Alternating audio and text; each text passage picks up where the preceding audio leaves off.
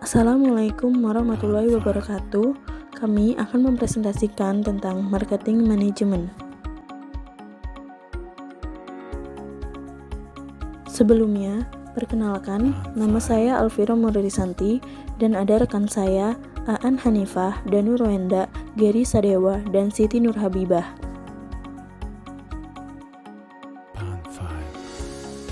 Kimia Farma adalah perusahaan industri farmasi pertama di Indonesia yang didirikan oleh pemerintahan Hindia Belanda tahun 1817. Pada tahun 1958, pemerintah Republik Indonesia melakukan peleburan sejumlah perusahaan farmasi menjadi PNF atau Perusahaan Negara Farmasi Bhinneka Kimia Farma. Kemudian, pada tanggal 16 Agustus 1971, bentuk badan hukum PNF diubah menjadi Perseroan Terbatas, sehingga nama perusahaan berubah menjadi PT Kimia Farma Persero. Marketing strategi memberikan layanan terbaik dengan membuka cabang di berbagai daerah, memberikan layanan fasilitas tempatnya nyaman bagi konsumen, serta memberikan jaminan bahwa produk yang dijual sesuai standar medis. Marketing plan dari Kimia Farma. Tujuan perusahaan menyediakan barang atau jasa yang bermutu tinggi dan berdaya saing kuat, khususnya bidang industri kimia, farmasi, biologi, kesehatan, industri makanan, serta minuman, dan mengejar keuntungan guna meningkatkan nilai perusahaan dengan menerapkan prinsip-prinsip perseroan terbatas. Bidang usaha. Perusahaan merupakan sebuah perusahaan pelayanan kesehatan yang terintegrasi, bergerak dari hulu ke hilir, yaitu industri, marketing, distribusi, retail, laboratorium klinik, dan klinik kesehatan.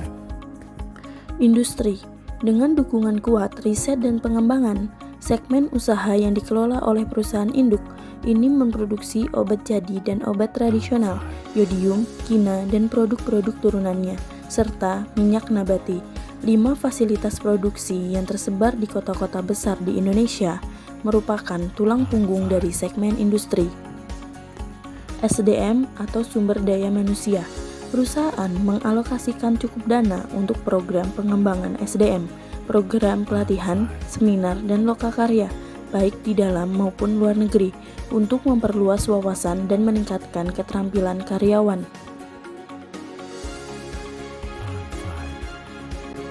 Kita bisa melihat dari gambar ini, segmen industri dari Kimia Farma terbagi di berbagai daerah, yaitu Medan, Jakarta, Bandung, Semarang, dan Watudakon.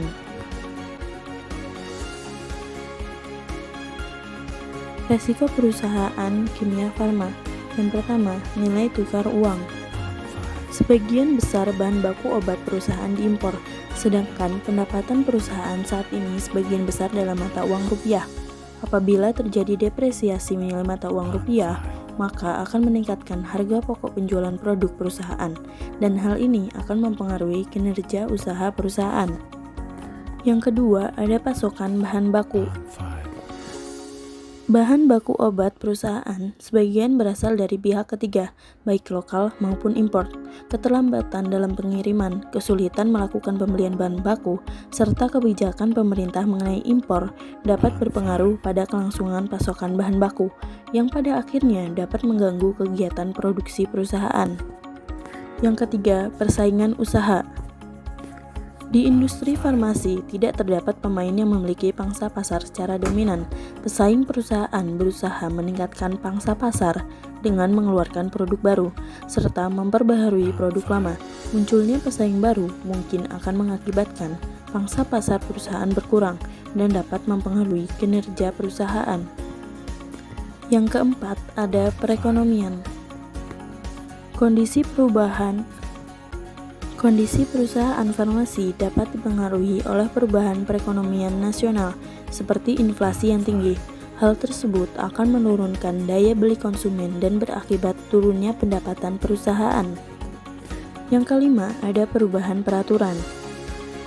Kegiatan usaha di bidang farmasi merupakan bidang kegiatan usaha yang diatur secara ketat oleh pemerintah. misalnya aturan tentang penetapan harga jual obat.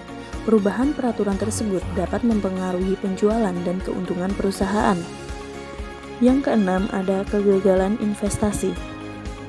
Dalam upaya mempertahankan serta meningkatkan penjualannya, perusahaan secara berkesinambungan memasarkan produk baru kepada masyarakat. Dalam hubungan ini, kegagalan yang terjadi dalam pemasaran produk baru, perusahaan dapat mengakibatkan pengaruh yang negatif terhadap pendapatan perusahaan. Yang ketujuh, ada pemalsuan obat. Saat ini, banyak beredar produk farmasi yang dipalsukan di Indonesia. Produk-produk palsu tersebut seringkali memiliki bentuk dan fisik yang sama dengan produk aslinya, tetapi memiliki komposisi dan kualitas yang tidak memenuhi ketentuan persyaratan dari Badan POM. Semakin banyaknya obat palsu yang beredar di pasaran akan menyebabkan turunnya kepercayaan konsumen terhadap produk aslinya. 8. Produk rusak. Produk yang telah beredar di pasaran dapat mengalami kerusakan. Hal ini dapat disebabkan antara lain oleh distribusi yang kurang baik atau sebab-sebab lain di luar kendali perusahaan. Produk rusak ini dapat menimbulkan klaim dari konsumen dan mengurangi tingkat kepercayaan konsumen. Apabila hal ini terjadi pada produk perusahaan, maka akan menurunkan pendapatan dan meningkatkan beban perusahaan. 9. Pemogokan karyawan. Karyawan merupakan salah satu faktor penentu dalam menjalankan kegiatan usaha perusahaan. Apabila terjadi pemogokan massal, karyawan akan menghambat kegiatan usaha perusahaan. Dan yang terakhir, ada dampak lingkungan. Dalam kegiatan produksinya, terdapat limbah produksi berbentuk padat, cair, dan gas.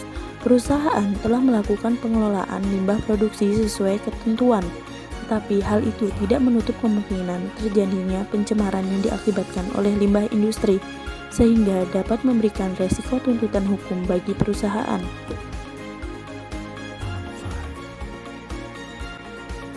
Karakteristik konsumen. Yang pertama, konsumen ingin mendapatkan pelayanan yang terbaik. Kedua, konsumen biasanya tidak ingin menunggu lama ketika mengambil obat. Yang ketiga, konsumen ingin diperlakukan dengan ramah oleh pegawai. Marketing mix dari Kimia Farma. Yang pertama, ada produk. Kimia Farma memiliki 16 produk obat yang terjual. Dari 16 produk, memiliki 4 produk yang paling unggul, yaitu Batugin Elixir, Betason and Cream, NK Sari Larutan, dan Dopamin Guilini. Yang kedua, ada price. Dalam penentuan harga produk yang ditawarkan oleh PT Kimia Farma, semua telah diatur oleh pemerintah melalui harga eceran tertinggi atau HET. Dan yang ketiga, ada place. Tempat atau distribusi agen yang bekerja sama dengan PT Kimia Farma tersebar luas di seluruh Indonesia, seperti PT Merapi yang beralamatkan Jalan Cilosari nomor 25 Cikini, Jakarta, dan PT Bio Farma yang beralamatkan Jalan Pasteur nomor 28 Bandung. Yang keempat, ada promotion. Promosi dari Kimia Farma menggunakan media televisi, media cetak seperti koran dan majalah, dengan media sosial menginformasikan melalui Facebook, Twitter, serta sistem pemasaran langsung dengan cara membagikan brosur kepada konsumen. Yang kelima, ada proses. Pelayanan yang diberikan PT Kimia Farma yaitu pelayanan obat yang meliputi pelayanan obat bebas, pelayanan obat tanpa resep dokter atau UPDS, pelayanan obat resep dokter dengan pembayaran tunai, pembayaran obat resep dokter dengan pembayaran kredit. Yang keenam, ada people. Kimia Farma menerapkan sistem berbasis kelayakan dan kemampuan dalam menempatkan jabatan karyawan agar perusahaan dapat memastikan integritas dan komitmen yang tinggi dari karyawan. Yang ketujuh, ada physical evidence. PT Kimia Farma Unit Bisnis Bekasi mempunyai lokasi yang terletak di pinggir jalan dan mempunyai lokasi yang strategis yang beralamatkan Jalan Siliwangi nomor 45 A Bekasi Barat. PT Kimia Farma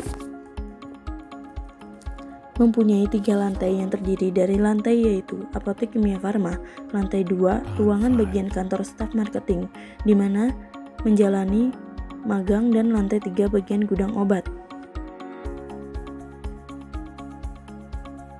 Berikut ini adalah analisis SWOT dari PT Kimia Farma. Yang pertama ada strength atau kekuatan. Kimia Farma merupakan perusahaan yang mengeluarkan produk-produk kesehatan untuk masyarakat.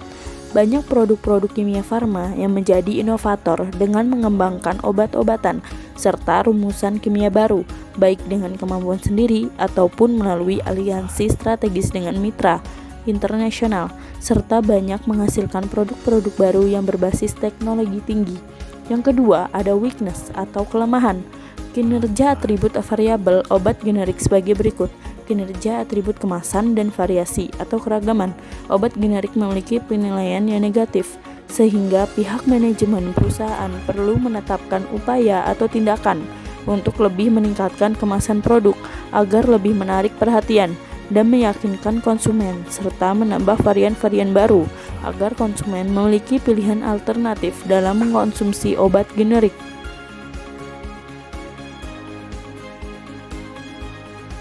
Mungkin itu saja yang dapat kami sampaikan, kurang lebihnya mohon dimaafkan. Wassalamualaikum warahmatullahi wabarakatuh.